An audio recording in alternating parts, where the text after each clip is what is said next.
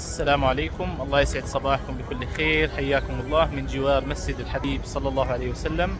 الآن حناخذكم إلى مكان دائما تحصل فيه معلومات مغلوطة، فالآن احنا رايحين عشان نصحح هذه المعلومات بإذن الله تعالى. الأثر وعثمان نور ونفح عطور وفيض.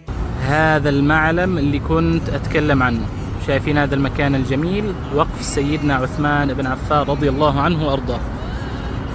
عن هذا المكان تنشر معلومات للأسف مغلوطة. كيف مغلوطة؟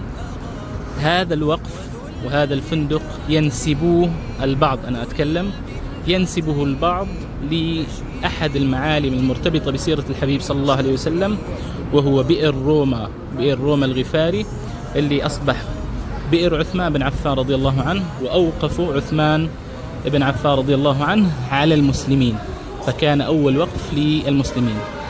بعد ذلك ترى هذا المكان عمره كما ذكر الناظر السابق لهذا الوقف الشيخ إبراهيم الأخضر اللي هو شيخ قراء المسجد النبوي الشريف، قال إنه هذا الوقف أنشأه أهلنا في المغرب العربي اللي هم المغاربة والجزائرية والتوانسة، ويعني أهل المغرب بشكل عام هم اللي أنشأوا هذا الوقف وسموه بوقف عثمان بن عفان رضي الله عنه من باب التيمن، لأنه عثمان بن عفان له فضائل على المسلمين، فلذلك سموه بهذا الاسم. لأنه دائما نحن لما نوقف أوقاف بأسمائنا ربما الأسماء تذهب وحتى المكان يذهب، أما اسم سيدنا عثمان رضي الله عنه فهو باقي إلى يومنا هذا مثل ما تشاهدوا.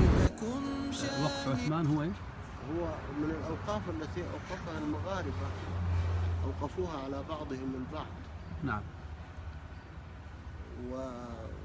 وليست قديمة جدا يعني، إنما عمرها في حدود يمكن 300 سنة ولا زي كده يعني.